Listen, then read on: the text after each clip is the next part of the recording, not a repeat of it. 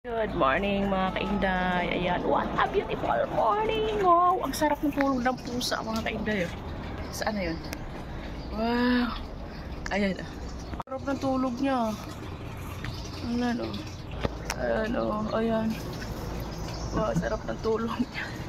Ayan, ang ganda ng mga bulaklak mga kainday. Oh, favorite spot na niya dyan. Ayan.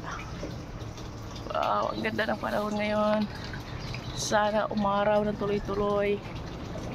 Oops. Ayan. Nakapag-relax sa umaga. Yung makita yung mga halaman. Pag-gising mo sa umaga, kikita mo kagad yung mga halaman. Tapos yung mga bulaklak. Matuwa ka talaga.